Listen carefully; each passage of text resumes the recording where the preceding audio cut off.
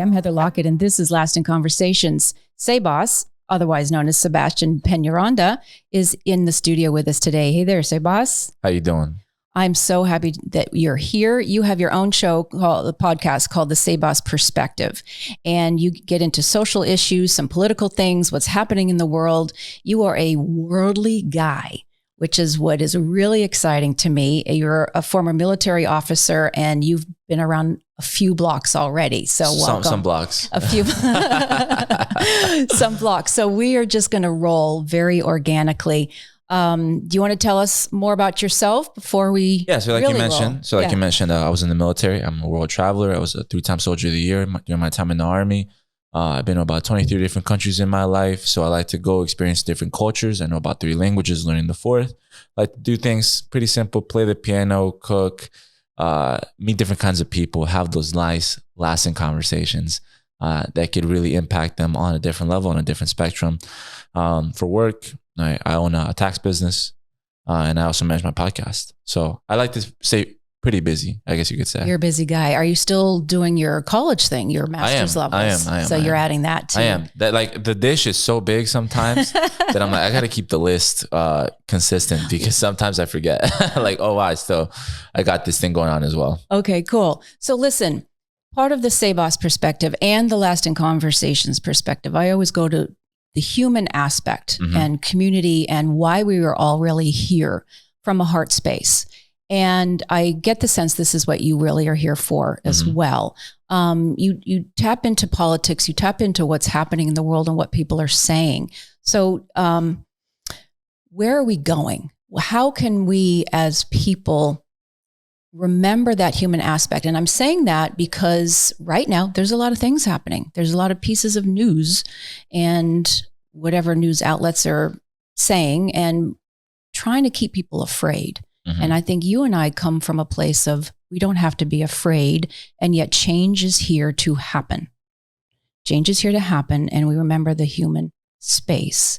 So let's go.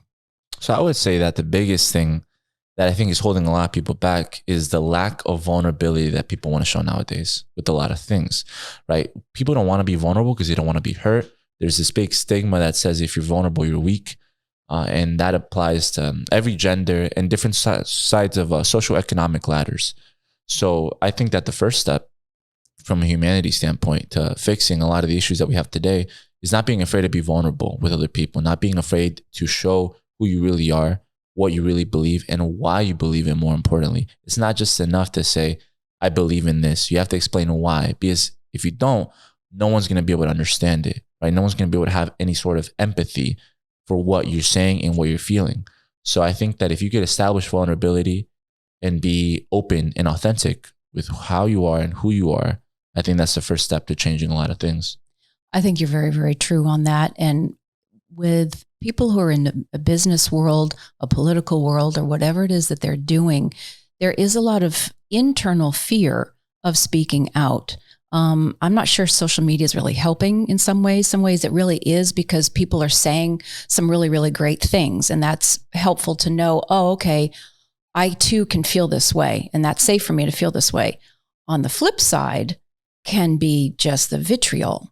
So what is your perspective on all of that part of it? My perspective is that today we hold people to be a perfect standard, right? We want Too perfect. We want everyone to be perfect without realizing that good people are often complicated people. Right. Same thing with bad people. You look at any sort of historical figure, any big leader, any powerful leader in any country around the world, they were not perfect individuals. They were very complicated. They had a lot of issues with themselves. They had a lot of controversy if we hold them to today's standards. So I think it's accepting the fact that not every single person is perfect. It doesn't matter what kind of fame or what pedestal we put them on. Right. They have issues just like everyone else has issues. And I guarantee you, if we were to take anyone that was on the street, anyone that's listening to this podcast or listens to my own, and we were to look at every single aspect of their life, at some point they've made mistakes. At some point, people have done things that they're not proud of. So I think that if we stop holding individuals to this perfect idealistic standard that's just practically unachievable, I think that we can get real authenticity from leaders, from business individuals, from individuals in positions of power, and all forms of institution and human endeavor to give people what they really need and what they really desire. So in one way, as you were speaking, I was thinking, how often do people within these powerful positions just come out and say, I've been having a crap day, or this is a really shitty thing that's going on right now, and I'm really sorry, or I don't know what to do. Ooh, how about that, being that vulnerable? I don't know. Yep. That's next level. That's next level. Wouldn't that be next level? It would be. Like, I don't know. We could all use your help. Ooh, what would that be like? I think that would be like, initially there'd probably be a lot of uncertainty. Like, what do you mean you don't know? What do you mean you don't know? If you don't know, wait a second, right? Yeah, you're supposed to know. You're supposed to know. But I think the best approach to that is, hey, I don't know, but I'm figuring it out. Right. That's right. I don't know, but I'm finding us a way. I'm finding us a path forward. Right. I don't have all the answers right now, but I will get them. Right. That's a lot different than simply saying, I don't know, and holding your hands together, putting them on your lap. Or not saying anything. Or not saying anything at all. And just acting like nothing's going on. Well, there's that too. Yep. Acting like there's nothing going on. Everything is perfectly fine. Yeah. Yep. Exactly. Well, and that's where human beings get lost. They get lost in the shuffle and they get set aside. And so I think your last show that dropped this week had to do with the Native Americans, and that is historic in historic proportions. And so those types of conversations as well, and from around the world, it's very interesting time. It's really a time of awakening for people to speak out, to say, this just doesn't feel right, whether it's somebody in their workplace, they go, I have to move on, or somebody in their household, or even an entire society saying that's enough. That's enough, and we're here and we matter. What are you thinking about that? I think that, and again, from a global perspective, because I know you are a global dude, and so your purview, your vista is very large. Oh yeah. I'm very big on world history. Right. Like I've really immersed myself in learning as much as I can about every country on the planet. Right. Whether it's from their cultural aspect, their government, their society, their economics, whatever it might be. I'm very intrigued into seeing the differences, yet similarities that we have all across the planet. From a global perspective, I think that oftentimes people say things in the moment, but then forget about what they said and go forward. Specifically, leaders, right? Country leaders, NGOs, organizations that, say, hey, we need to help this group of people. And they say it for the clickbaits. They say it for the quick little snippets on Instagram or on YouTube or on the news. But then you never hear anything about it anymore. I still remember a couple of years ago, for a whole month, a lot of NGOs were saying, hey, we need to go help the Australians because their forests are burning. Oh, the forest fires, right. The forest fires in Australia. That was all for a month. And then it disappeared. I never heard anything else about the koalas that were burning up, anything else about all the animals that were apparently being burned up and tossed up. Because a lot of the times, what I see happening is that people just try to attack sentiments of the mass population without really engaging the actual issue, without finding the root cause. A lot of virtual signaling, essentially. They want to make it seem that they care, but they really don't care, right? And I think unless all the world, all the population of, like, let's say a community, a country, a city, etc., if they don't care, no one else is going to care, right? Because change can happen from the top to the bottom, but change can also happen from the bottom to the top, right? That's how historically revolutions happen. That's exactly it. It's literally from the grass up. From the grass up. Yep. Right? It was a couple individuals that came together and said, we need to change things. Right. So I think that unless populations in any country, right? Because this applies really to any single country, because every country has a minority group in it. Every single one. There isn't a single one that doesn't. There's always a group that feels more neglected than other groups by the government or by society or by any institution. So I think that unless the society as a whole decides to say, hey, let's not forget about these people, nothing's going to change. And that can start within your own street or your own block. Absolutely. Your city, your town, let alone countrywide, or your own household, really, right? Because sometimes some of the households are feeling lost, or the kids get lost in the shuffle, and we could rabbit hole the whole thing, as a matter of fact.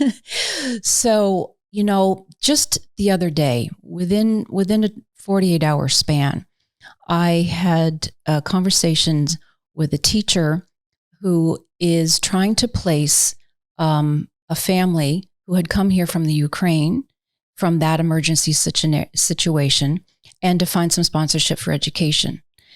At the same time, there was a couple who fled Russia and left everything behind. And they don't have anything.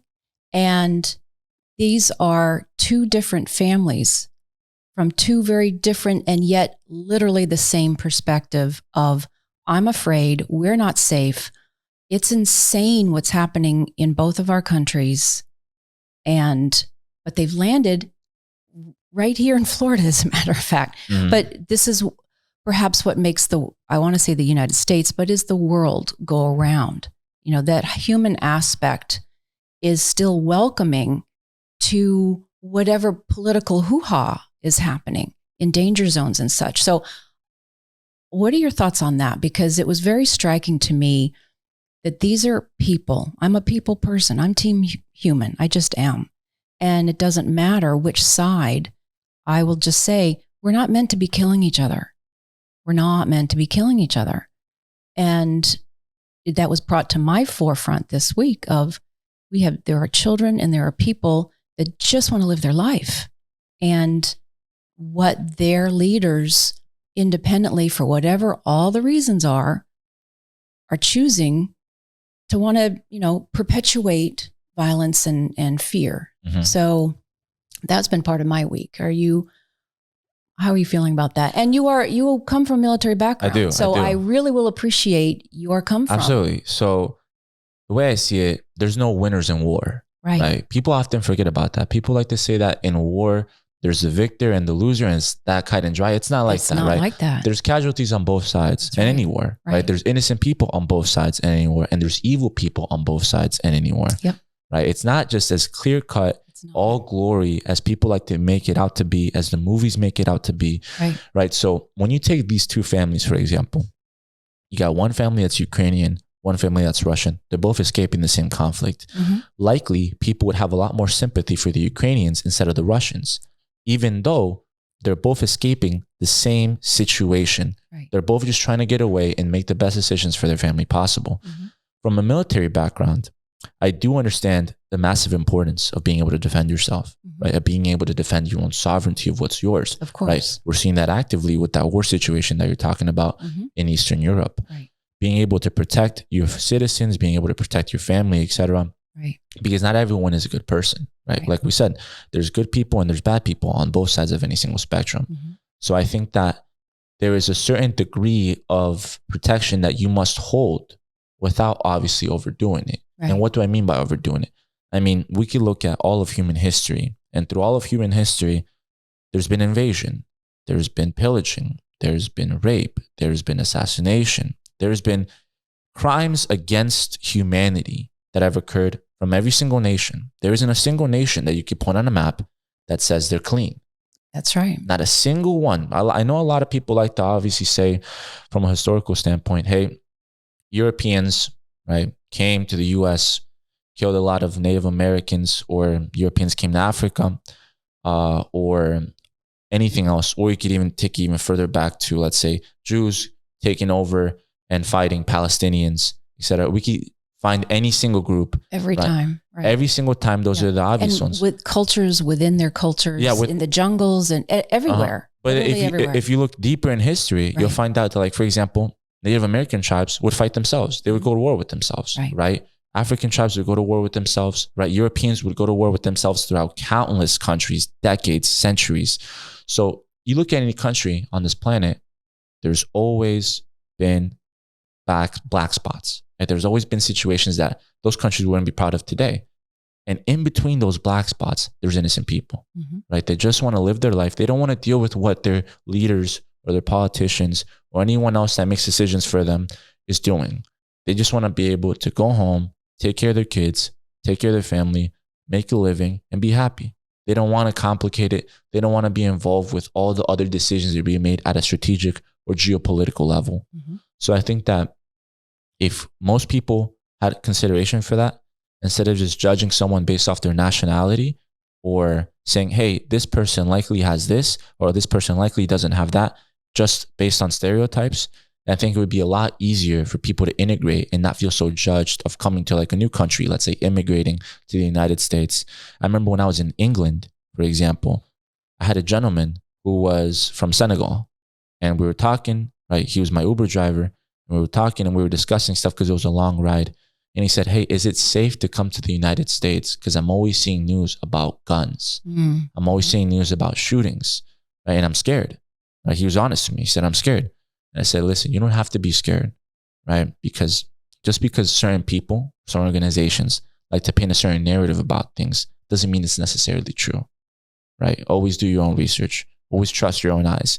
Because if you can't even trust your own eyes, you can't trust anything. That is wise and very, very true.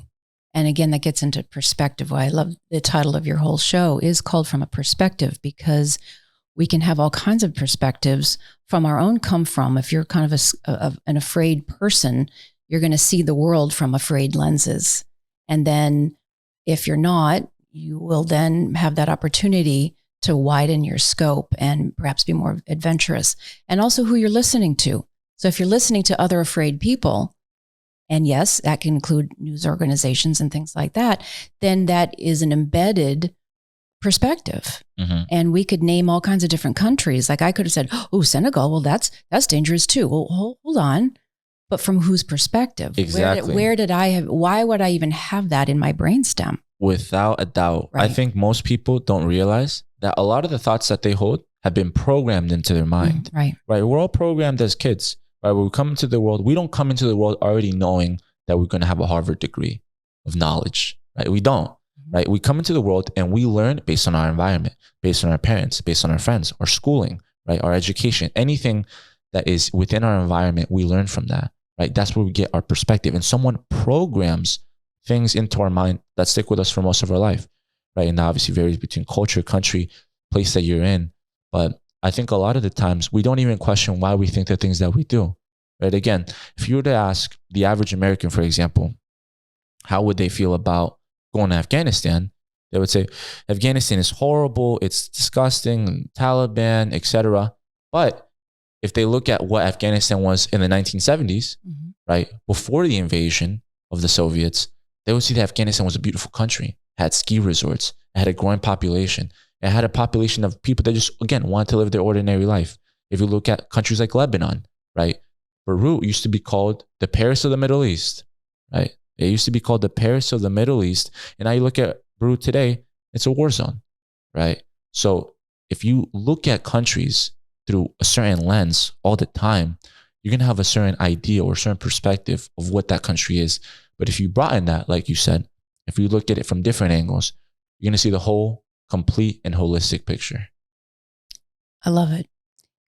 Do you foresee a Beirut or an Afghanistan or any of these other places that right now are in a situation?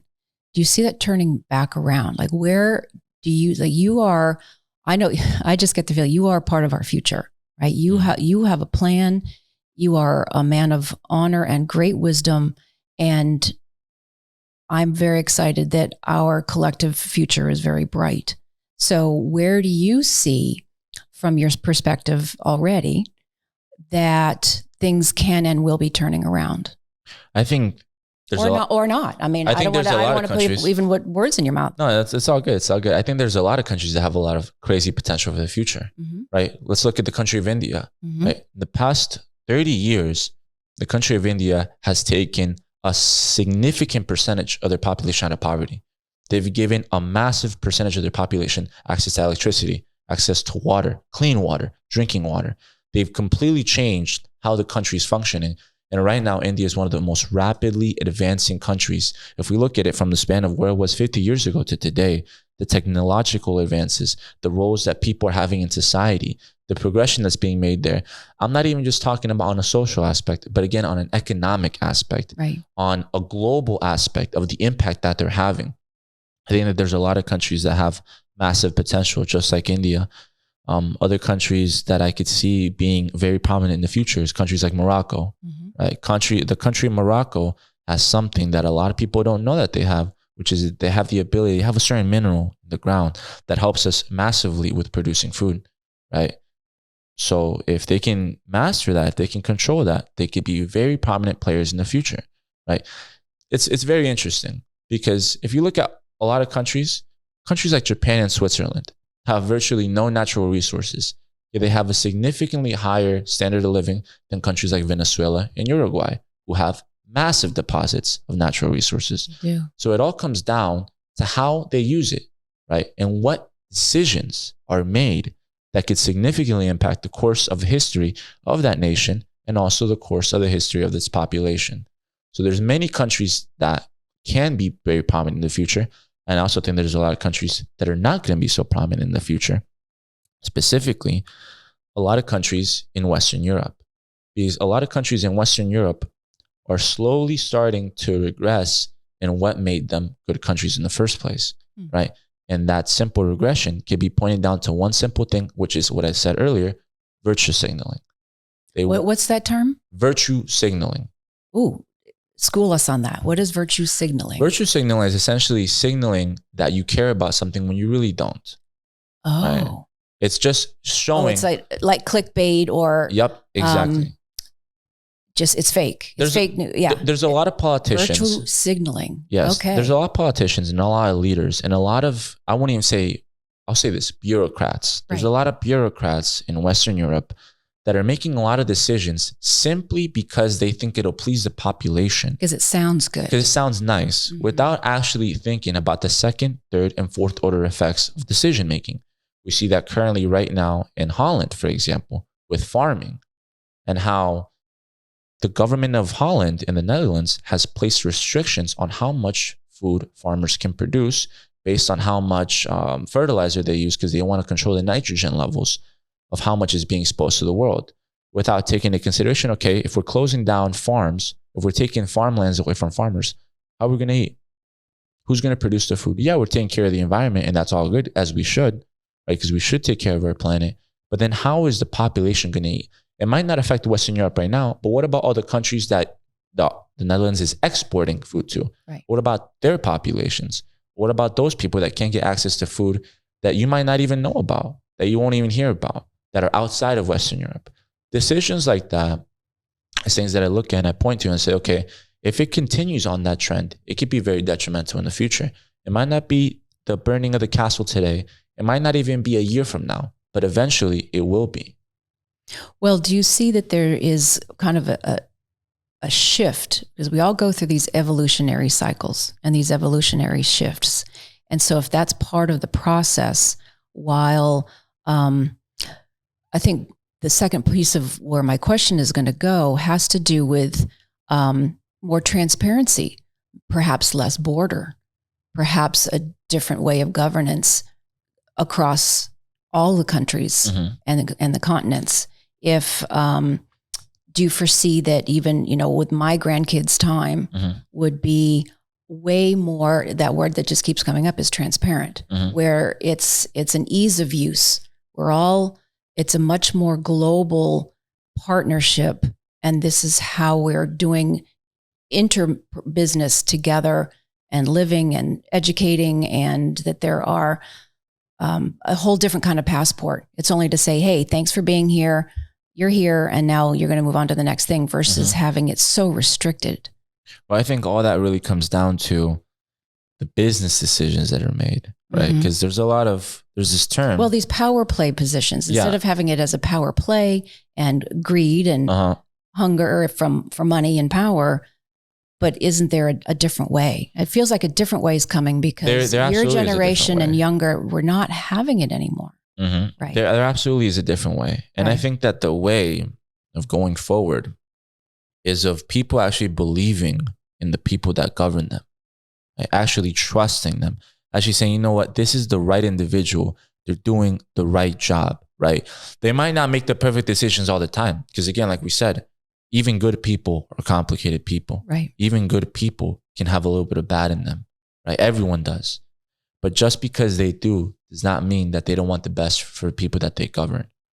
And that is the point where things start to change. The moment that people truly trust their leaders. And we're seeing that right now in a country like El Salvador, right? People love the president of El Salvador, right? And I speak multiple languages, so I listen to the broadcasts. I read the comments of what people say about this individual, about President Bukele.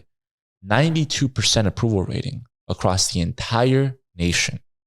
Right? That's huge. That's massive. That's massive. Imagine you had a United States president that had 92% approval. Right. When have you ever seen that? Right. When have you ever seen a president that could unite a nation like that? Truly. And not for that virtual clickbaity thing that you were just saying. But truly uniting a nation. Truly. People coming together and saying, you know what? We might have differences here and there. We might have a rough history. We might have gone through a civil war. We might have experienced hardship. But we're all together in this. We're all in this together. And we could all follow this individual, or we could be with each other and look forward to what's coming in the future for us. Look forward to what's coming for the kids. Because again, most people, 85%, 90% of the population, that's what they want. Right? They don't want to go and worry about how are you going to feed an entire country today. They don't want to go worry about what people are plotting against us. They just want to go sit down, spend time with the family, eat a nice dinner, talk about what the kids did at school today, and that's it. And go to work, enjoy their livelihood, and they want their biggest problem essentially to be, how am I going to fix the roof? Right? How am I going to change my tire? Right? That's what they want their problems to be. They don't want their problems to be, hey, I can't even walk outside at night or else I'm going to get robbed. I'm going to get stabbed, or I might have to deal with a certain situation where I have to choose between the life of my friend or my daughter, like some people in the world have to experience today due to the instability that they experience on a day-to-day basis. So when people can trust their leaders, and the leaders, this is very key here, the leaders don't allow for third-party groups or third-party individuals that are behind the shadows to make decisions. That is when change truly starts coming. In the United States, we have this thing called interest groups, which I like to call legal corruption, which is essentially groups of businesses that have a common interest, and they come together and they influence legislation. They influence policy, right? The moment that we have leaders who say no more, only people who are elected by the people, who are chosen by the people to lead, will make the decisions, not people who have been in power, who have been behind the shadows for decades, saying this is what's going to happen, and people follow that. That's when the real change is going to start happening. Well, I keep calling that business unusual. And this piece that you're just talking about could take a long time. Now, PIECE, that piece, but immediately comes, there's peace, PEACE. Peace is here and will come because it is it's a different generational cycle, and we're cycling out these old ways of doing business, of having politics, of running your family. Everything is becoming, dare I say, heart-centered, but it's coming from that human aspect. I see you as another human, whether it's an employee, jobs still get done. Tasks at hand are very important. So it's not all flippity-floppity, wishy-washy. It's still very precise. And yet everything that you were just saying, if the goal is to remember that there are humans involved, like what is our product? I heard another school administrator be very worried that their funders, their administrators, the new CEO comes in and has forgotten it's about the kids and the students. They're bottom lining it. It's about numbers and figures, which completely offsets, which affects how they hire teachers and put their teams in place. You want to have that leader say, even if you have that moment of, okay, here's a scenario, I'm not sure what to do, but I am trusting in myself to establish a team who has your back, has my back, and has a common goal. Yeah, there's always the team, agenda coming in. Well, that's just it. And so if the agenda, which has morphed away from who are our real clients, if it's about money, that's not a client. If it's about a kid learning, and then you're going to have your team of teachers be that instills the trust. It's a beautiful cycle. I want to say vicious cycle. We're used to saying vicious cycle. Yes, I get to verbalize that. It's a different cycle, so that we get to cycle away from this sort of in whose pocket way of business and tearing somebody down. Like, I want to do business my way and I want my commission and screw everybody else who doesn't, right? We don't have to do that anymore. We just don't. And so again, generationally, the rest will just move on and not be here, literally, not even here, because the rise is coming from that grassroots of a younger generation. And those of us who are older too, that are just saying, yeah, no, there is a different way of looking at things. And I'm not here to say any one is best and better than.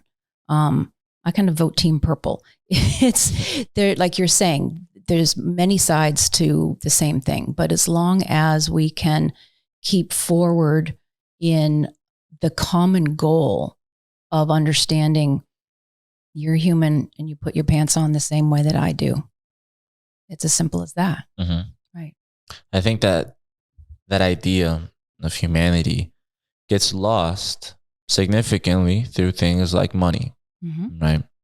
Or things like power, more importantly, because money gives access to power, right? Money is just a byproduct. Everyone always talks about money being the root of all evil. That's a common, but it's not. But really. it's not. Yeah, it's not. That doesn't help any of us either. I don't, because you need money to survive, right? Like, you can't just go into a store.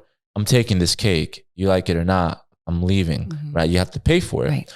I think that what money truly does is that it shows who an individual was the whole time. If you were a bad person before you had money, you're going to be a bad person after you get the money. If you were a good person before you got the money, you're going to be a good person after you get the money. I don't believe that money corrupts people. I think that money just shows you who you've always truly been deep down inside. And when people, like you said, are more focused about their return on investment, their ROI, instead of ensuring that they got good teachers to teach the kids, the next generation, that just shows you where their mindset has always been. It's never been about the kids.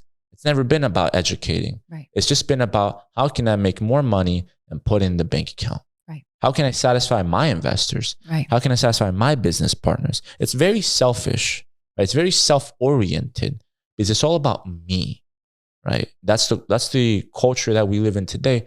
What can I feel? What can I experience? What can I do? Not what anyone else can do, right? It doesn't matter that I have $10 million in my bank account right now, because I could go buy myself a Lamborghini. I could go buy myself a nice watch, the most expensive clothes from the Versace store in Miami. I could buy myself this nice luxurious apartment. It's never like, okay, I got these $10 million. I could probably keep like $2 million for myself, $3 million for myself. I could use that, take care of my family, do my thing. This other $7 million, how many people can I help with this $7 million? It's not about giving it to the government or just donating to a charity, but you yourself, how much can you impact and how many people can you impact with those 7 million? What if you go to a country, again, I think we spoke about this on the last episode that we did together on my podcast. You should check it out if you're listening, by the way. That's right. What if you had money, $1, and you went to a country where $1 is worth like 5,000 of their dollars, right? $900 could be their whole 2-month salary right there. How many people could you change like that? How many families could you impact? What kind of a holistic impact do you have on a society or on a global aspect that we've been talking about this whole time? If you took a step back and said, it's not just all about me, right? Once I could take care of my family, we're good, right? Anything after that, anything else after the basic necessity to take care of my people, what can I do for other people who might not be my people, but are still humans? There's still other people that cry, that are happy, that want similar things that I want. We might not be the same race, same gender, same nationality, same ethnicity, but that doesn't matter, right? All that is just white noise to keep people divided, to keep people separated and saying, I'm better than you because of X, Y, Z, or all of this group is bad, or all of this group is good. And again, like we spoke about with the example of war, like we spoke about with the example of history, there's always good and bad people on both sides, right? There's good aspects of this individual, and there could also be horrible aspects of this individual, right? This perfection standard is unobtainable. So once we start, again, pulling back from that self-centric mindset and start thinking about it as, okay, a community, right? Other people. Imagine if everyone did that for a day, just one day. Imagine if everyone for one day in the United States, for example, said, I'm going to do something to help somebody out. 300 plus million people, every single one of them said, I'm going to do something to help someone else out today. What would that day look like? I guess we'll never know right now. But we could. But we could. And it can be as simple as a smile. It can be as simple as a thank you. Don't forget to tip your waiter.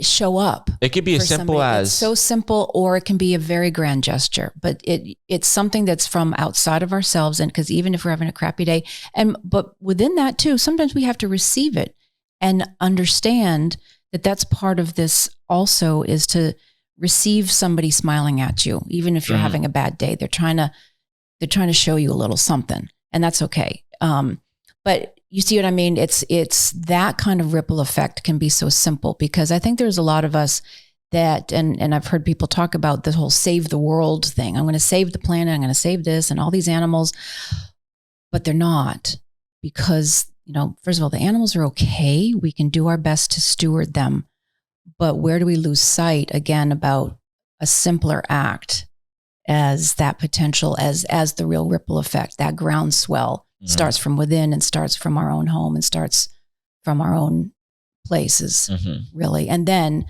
all of that reach out, because each one reach one. And it is a global thing. It really is. You write a letter to somebody in Africa, and there's just the opportunities are endless. It is. It's vast. It's honestly impossible to calculate how many ways you could help somebody, on such a grand and massive scale. But people think that, again, there has to be with money. You just mentioned the example of, hey, I'm going to go save all of the continent of Africa and all the animals there. Okay. How about you think a little bit smaller starting out, right? Because it takes time to get there, right? It's a ladder that you have to climb, right? And sometimes that ladder could have steps that are missing, right? Sometimes you got to take 2 steps back to get to the step forward, right? So how about you take 1 step back and say, okay, what can I do now? This is my vision for the future. What can I do now? What animals can I help now if we really want to focus on the animal example? What people can we help out now? Right. Because we're also animals, biologically, right? That's we're right. mammals. That's right. We're mammals. We're also animals. The only difference is that we can do certain things that other animals can't, but other animals can do things that we can't. That's right. And it's that simple. So that's a whole nother show, by the way. So keep on going. That is a whole nother show, by the way. That is a complete. There's some people that say some things, and I'm like, wait a second, take a step back. That's a whole nother show. But the simple idea of, hey, one simple act today could be someone's determining factor for tomorrow. Right. Is something that's applicable every single day, everyone's life, regardless of where they are. Sebas, this has been just a beautiful, fruitful conversation.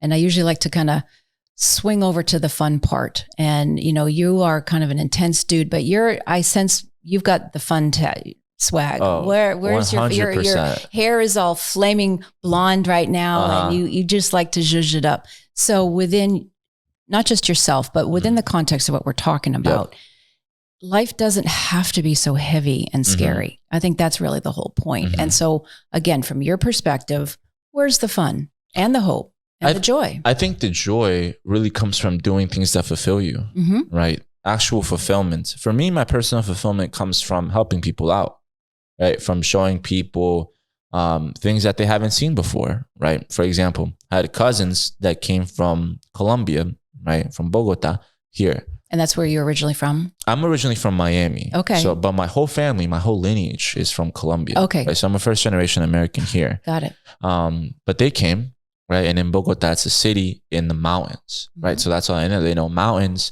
They know maybe a little bit of the jungle because of the Amazons in Colombia, but they don't really know what it's like here, right? Beach, palm trees, that tropical vibrance. So I showed them that, right? I said, I don't have to do anything flashy.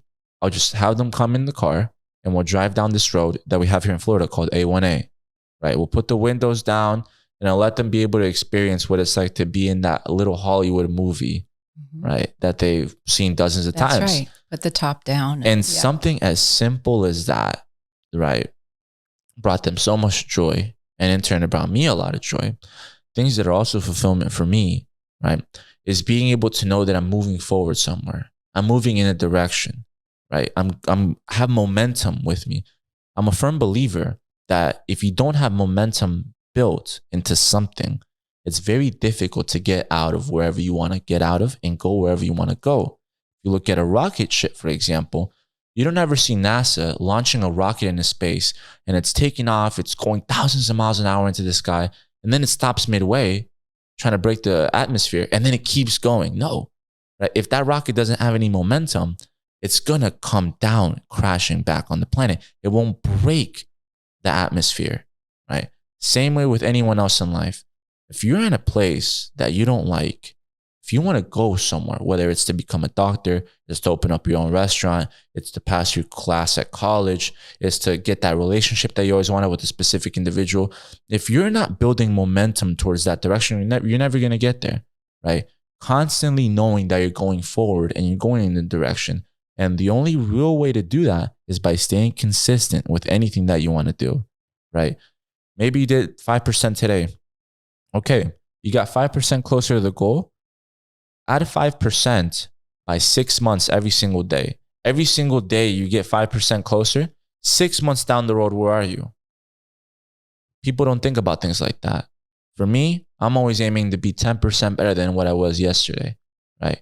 My 10% can simply be, hey, I got to do this certain task in a faster time frame. Other people's 10% is simply just getting off the couch, right? Everyone's got a different kind of 10%. But as long as you're making those small gains every day towards getting to that goal, you're going to get somewhere. I think that's a great place to finish up. Unless, do you have any more nuggets from your Sebas perspective? Well, all I'll say is this about the Sebas perspective. If you want to come and listen to some conversations like this, right, where we talk about some heavy topics, right, topics that most people don't want to touch, topics that some people are even afraid of discussing because society has told them not to, or because they're afraid of that their opinion might offend other people, or their opinion just simply isn't good enough. I think if you come to the Sebas perspective, you're going to come to the right place, because that's what we're all about. We're about experiencing life by me sharing my perspective, but also other people coming on and sharing theirs. Sometimes it might be the same, sometimes it might differ, but that's the beauty about it. It's the beauty of getting that holistic view in anything that we look at. So I think that's the perfect place and perfect summary for the Sebas perspective. Anyone who's interested, listen to a nice little Colombian guy talk about some crazy things, come to the right spot. It is the right spot. And because you get into the things in the politics and stuff, but the fresh perspective is that it comes from your heart. Absolutely. You're not there to just ram anything down somebody else's throat. Nope. There's plenty of other shows for that. Your perspective is part of the human perspective. And that's what makes your show great and why, you and I just get along great. Absolutely. 100%. And so until next time. Thank you for having me. Thanks for being here. And thank you for listening. Please be sure to like, follow, review, and share this podcast. And if you'd like to be part of the conversation, send emails to podcasts@lastingconversations.com and follow us on Facebook. This is Lasting Conversations. We get to the heart of everything.